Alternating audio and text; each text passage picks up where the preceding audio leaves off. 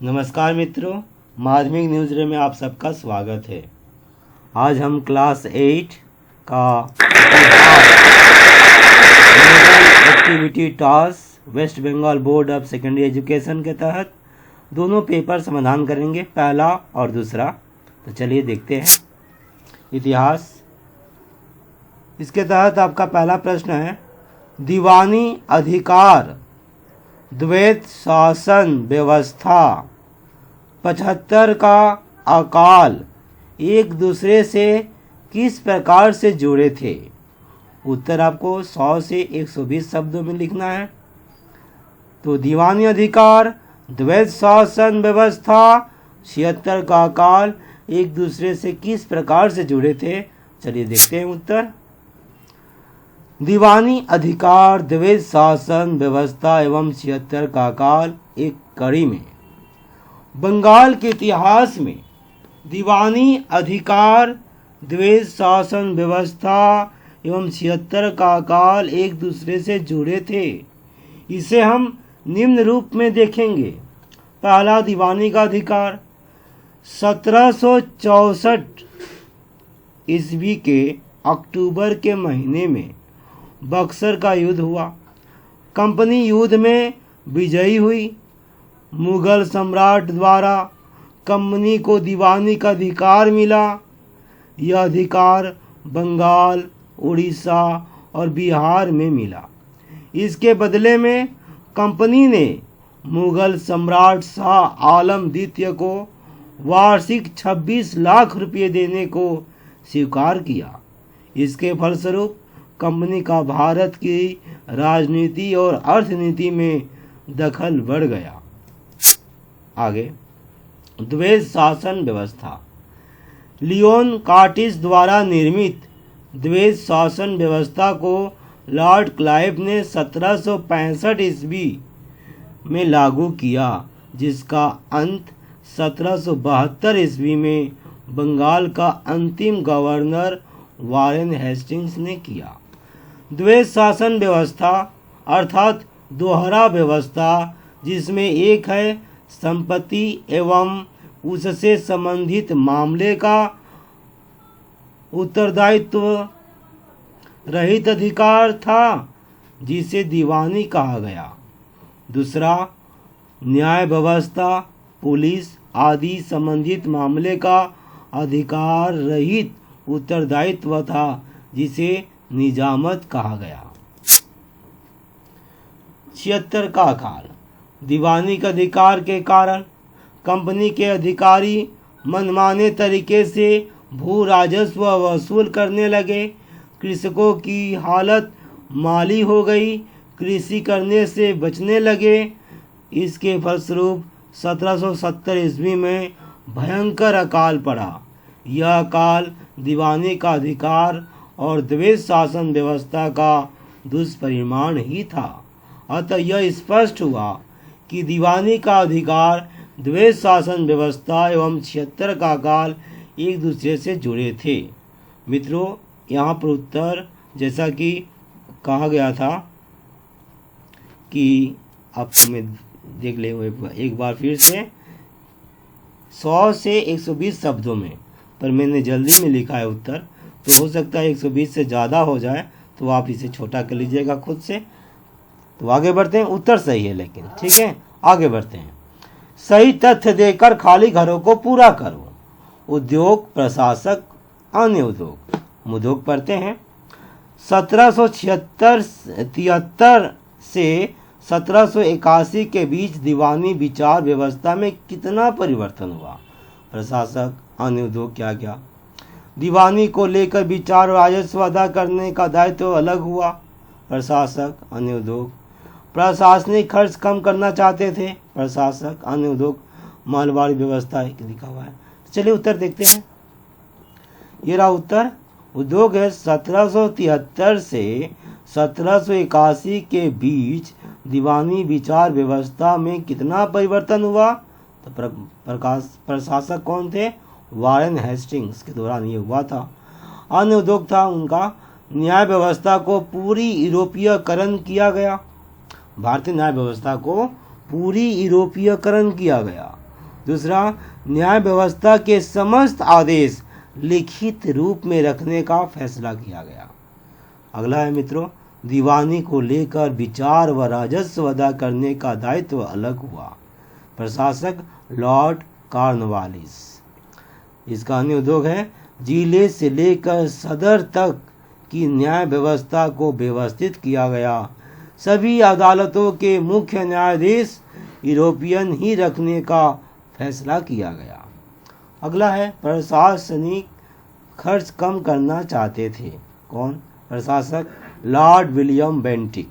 अन्य उद्योग है उनका, भू राजस्व निर्धारण पर महत्व दिया, महलवारी बंदोबस्त चालू किया। तो ये रहा उत्तर। आगे बढ़ते हैं अब। नीचे के शब्दों के माध्यम से टेबल पूरा करें। ये टेबल जो है आपको इसको पूरा करना है। तो पहला ऊपर से नीचे 1 नंबर है ना, बनारस संस्कृत कॉलेज के संस्थापक 1 2 3 4 5 6 7 8, ये 8 में लिखना है बनारस संस्कृत कॉलेज के संस्थापक कौन थे, जिसके प्रस्ताव से 3 प्रेसिडेंसी में 3 विश्वविद्यालय की स्थापना हुई थी। उनका 2 ऊपर से नीचे 2, यहाँ पर 1 2 3 यहाँ लिखना है। तो आप समझ गए। और जैसे आसपास कलकत्ता मदरसा की स्थापना की थी 4, आसपास यहाँ से लेकर यहाँ तक 1 2 3 ऐसे करके भरना है। ठीक है। तो मित्रों इनका उत्तर तो पता होना चाहिए तो ही तो भर पाएंगे। चलिए पहले उत्तर देखते हैं फिर भरते हैं।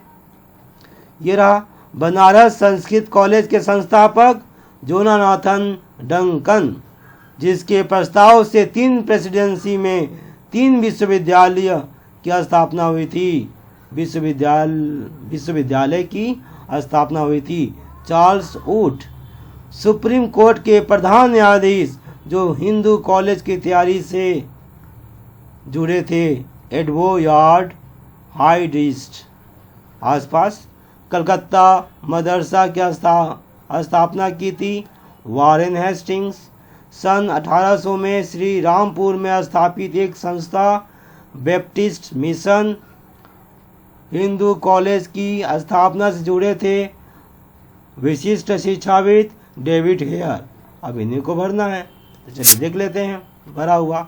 आप देख रहे हैं Jonathan Duncan, Warren Hastings, Charles Wood, David Hare, Edward हाइडिस्ट, बैप्टिस्ट मिशन। उत्तर पूरा हुआ। उम्मीद है मैं समझा सका। आगे बढ़ते हैं।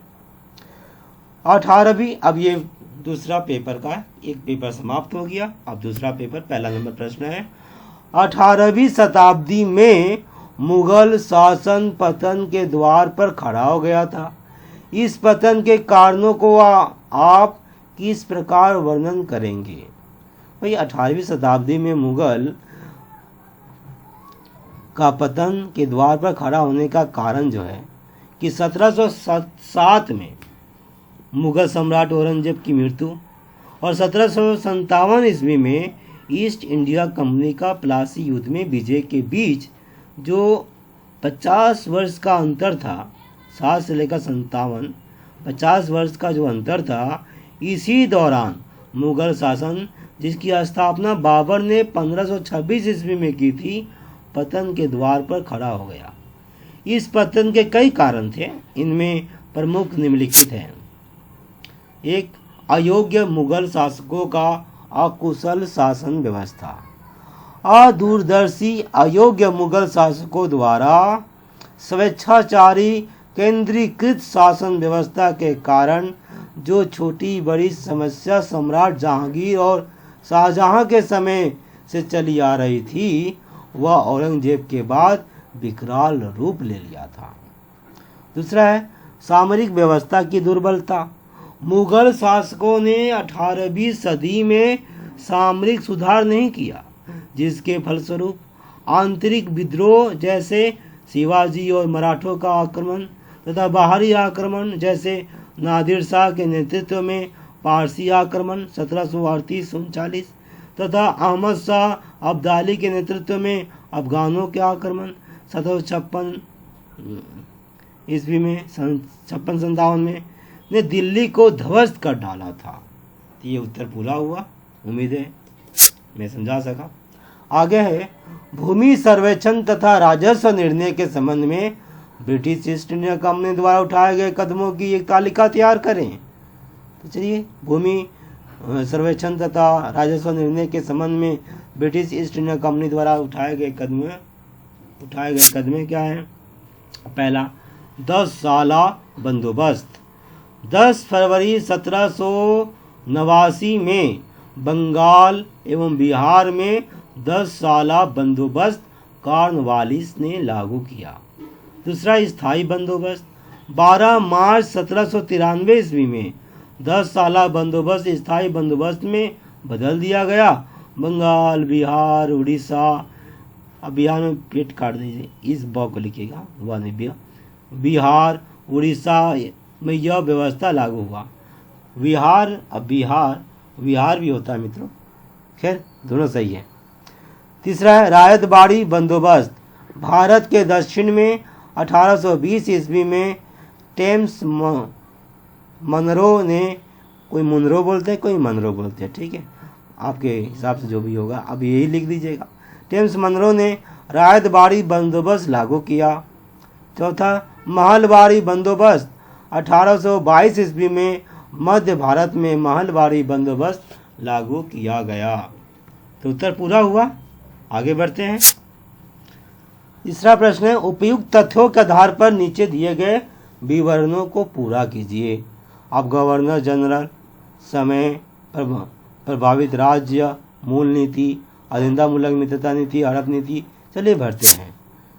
देखिए, गवर्नर जनरल अधीनतामूलक मित्रता नीति में लॉर्ड वेलेजली थे। हड़प नीति में कौन थे गवर्नर जनरल? लॉर्ड डलहौजी ने हड़प नीति शुरू किया था। लॉर्ड वेलेजली ने अधीनतामूलक मित्रता नीति शुरू किया था। इसका मतलब यही हुआ।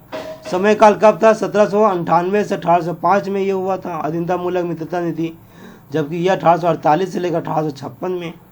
प्रभावित राज्य थे अवध, हैदराबाद, ऐसे बहुत सारे थे, 2 लिखना था। तो अवध, हैदराबाद, यहाँ सतारा 1848 में, झांसी 1853 में। खूब लड़ी मर्दानी हो तो झांसी वाली रानी थी।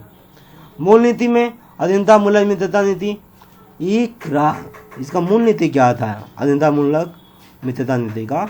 कि राज्य का विदेश नीति का अधिकार सहित सेना पर अधिकार ब्रिटिश साम्राज्य का होना, जबकि सेना का खर्च मित्र राज्यों को ही करना पड़ता था, उठाना पड़ता था, ठीक है। हड़प नीति का जो था मूल नीति, पैतृक वारिस न होने पर सर्वोच्च सत्ता को ब्रिटिश साम्राज्य में मिला लेना। ये उत्तर है, पूरा हुआ। घर पर रहिए, स्वस्थ रहिए। ये क्लास 8 का है, और किसी भी क्लास के लिए माधवी न्यूज़ रे के प्लेलिस्ट में जाइए, वहाँ पर आपको मिल जाएगा सारा का सारा 1 to 10 क्लास, 12 क्लास तक, 11 वाला आपका आर्ट्स का। तो अगर नहीं होगा तो आप बताइए, कोशिश किया जाएगा उत्तर देने का। बहुत बहुत धन्यवाद।